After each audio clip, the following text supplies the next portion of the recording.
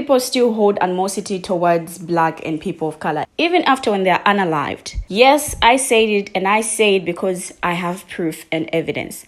Hello viewers, and welcome back to our channel. If you're new here, then don't forget to subscribe, hit the notification bell so that you don't have to miss on any of our interesting videos. Give our videos a thumbs up if you like our content, and be part of the commenting squad by sharing your thoughts, your views in the comment section down below.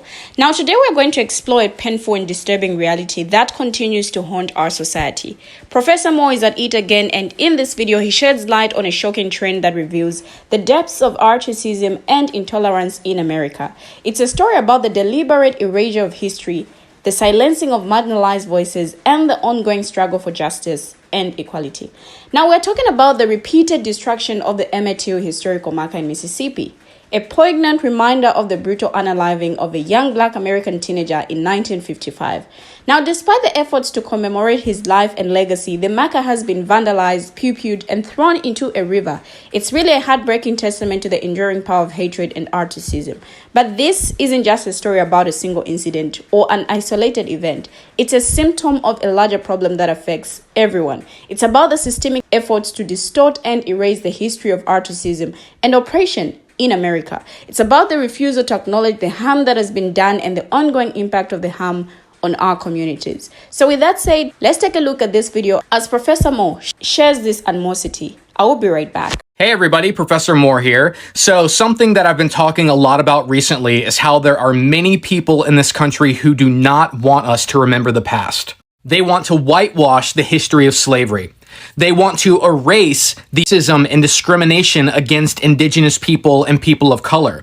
They want us to forget the racist violence that this country was founded on and ignore the fact that it still shapes the world we live in today. You know how I know this? Just look at what's happened to the historical marker for Emmett Till. Emmett Till was a Black 14-year-old who was by two white men in Mississippi in 1955. And ever since the historical marker was put up to acknowledge this crime, people in Mississippi have vandalized it, thrown it in the river to pieces. It's almost as if they're trying to kill Emmett Till over and over again. Here's a picture from 2019 showing three students from the University of Mississippi posing next to the Emmett Till historical marker after they had just and they posted this picture to Instagram, obviously proud of their work. After having to replace the historical marker 3 times, a new one was finally made, and this time they had to make it proof and weighing over 500 pounds, all in an effort to stop people from destroying it. Even after the new historical marker was put up, a security camera captured a group of white supremacists who came to film one of their Klan meetings there. In the video, the men can be seen congregating around the historical marker, carrying Confederate and white nationalist flags, no doubt reminiscing about when they believe America was great, when white people could own Black people as property. What is clear is that no matter how many times these racists and cowards try to desecrate or destroy this historical marker, it will rise again. It has to. The story of Emmett Till must be known. In 1955, 14-year-old Emmett Till left Chicago to visit family in Mississippi. One day, he went to the Bryant grocery store with his cousin Simeon Wright and some friends. Inside the store, Simeon Wright recalled that Emmett did nothing inappropriate. He never touched or interacted with the cashier Carolyn Bryant other than to buy some snacks. When they got outside, Emmett jokingly whistled at Carolyn Bryant as she walked to her car. It was something a 14-year-old would do. It was a joke. It was harmless. But his cousin Simeon Wright remembered how we all looked at each other, realizing that he had violated a long-standing unwritten law, a social taboo about conduct between Blacks and whites in the South.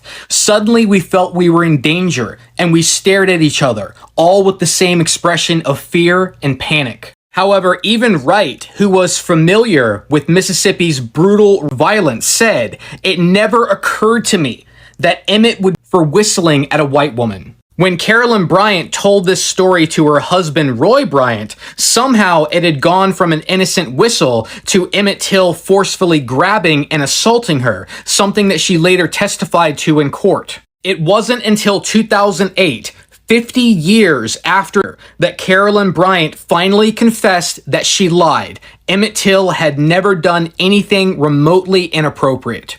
But the truth didn't matter to Emmett Till. A few days after this non-incident, Roy Bryant and his half-brother J.W. Millam snuck out at night and traveled to the home where Emmett Till was staying. They stalked the halls and rooms armed with flashlights, and then they Emmett Till with the sole intent of and took him to a secluded spot, savagely beat him, and then threw his broken body into a river. When his body was discovered, his face had been beaten beyond recognition. When Tillers were brought to trial, it wasn't a trial at all. It was a mockery of justice. It was white supremacy protecting its own. An all-white jury quickly returned a verdict of not guilty. Here's a picture of with their wives in the courtroom, joking, laughing, and smoking celebratory cigars. One newspaper wrote of the approvings in Mississippi. The kids felt so comfortable with their crime that a year after the J.W. Millam confessed to Till in an interview with Look magazine, an interview that he was paid thousands of dollars to give. I want you to read part of this interview, but I'm not going to read it to you myself because it's full of racial slurs. However, I want you to see the true face of Americanism.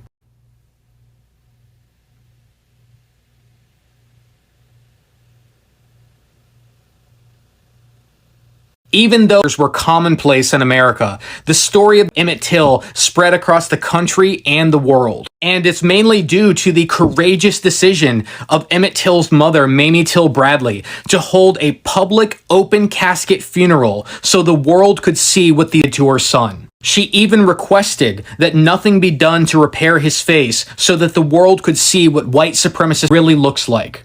Over 50,000 people attended this funeral and walked past the body of Emmett Till to see the true face of white supremacy. And this public funeral helped to reignite the civil rights movement that peaked in the 1960s with sit-ins and boycotts and Martin Luther King's March on Washington, D.C. Emmett Till should be alive today. And if he was, he would be 83. His cousin Simeon Wright said, "I believed if Emmett had lived, he would have been a great comedian because he knew the routines of all the top ones on television." This is not history. This is yesterday. This is today.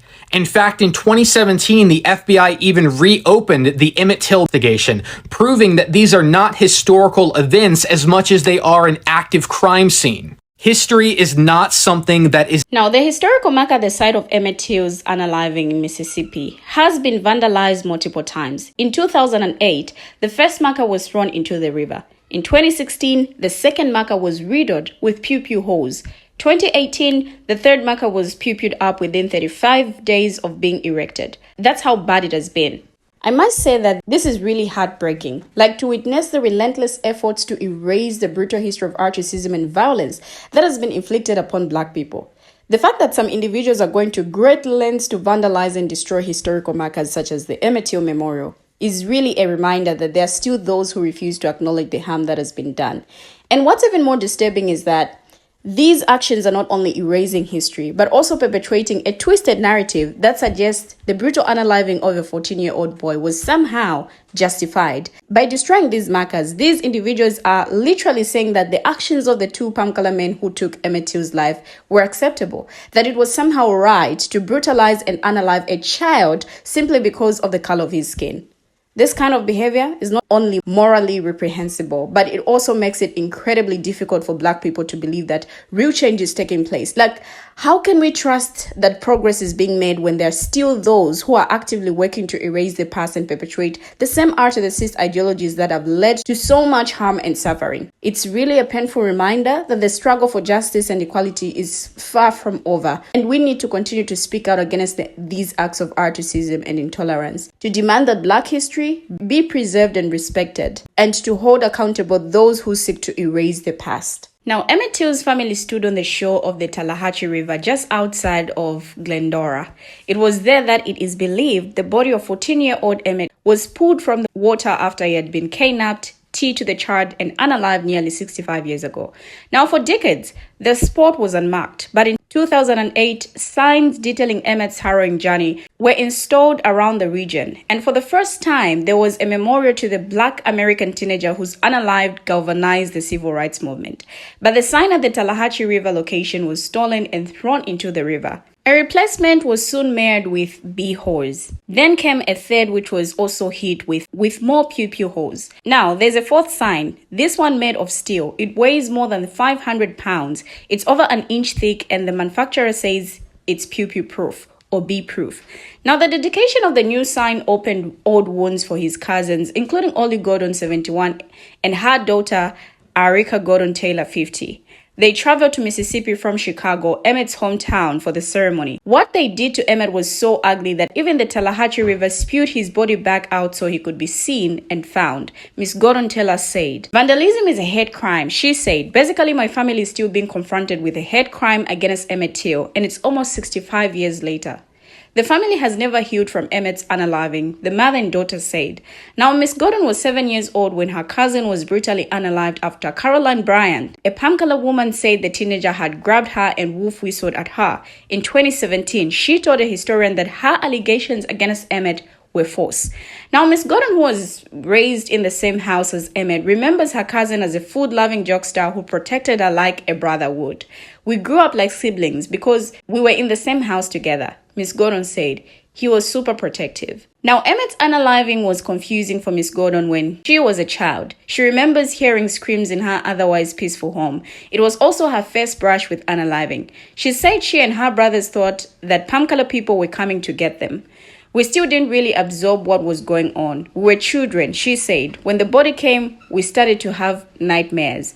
Now, the two palm color men who were accused of unaliving Emmett were acquitted by an all palm color, all male jury. Now, as a grown woman with children, Miss Gordon still carries the sadness and grief of her cousin's unaliving, particularly when she thinks of his mother. We didn't have any counseling, which I think we should have had because I still have these crying episodes, she said, adding that Emmett's mother cried every day. I still have sadness for her pain losing a child. I can't imagine losing my child, Miss Gordon said. Now, this video has just left me wondering what kind of deep-seated hate and animosity that can drive someone to not only take the life of a young boy, but to also continue to discredit his memory even after he's gone. The fact that people are still going out of their way to pew-pew at the historical marker dedicated to Emmett Till is a reminder of the enduring power of articism and hatred. It's as if the act of unaliving him in real life wasn't enough, as if the pain and suffering they inflicted on him and his family wasn't sufficient. They want to continue to erase him, to wipe him out of existence, to make it seem like he never mattered. But the truth is, Emmett Till's life did matter, and his memory continues to matter. The repeated vandalism of his historical marker is a twisted attempt to relieve the violence and hatred of the past, to reenact the brutal unaliving that took his life. It's a disturbing display of the same artistic ideologies that led to his unaliving in the first place. I'm just left wondering what kind of person can look at a historical marker, a symbol of a life cut short by hate and violence, and feel compelled to pew-pew at it. Like, what kind of hate is this? What kind of animosity is this? What kind of sickness drives someone to want to continue to harm and erase someone who is no longer even alive? We have finally come to the end of the video, but what do our viewers have to say? Share your thoughts as well, your views in the comment section, and let's have a conversation. Thank you for always watching, and see you in our next video as we bring you another interesting video.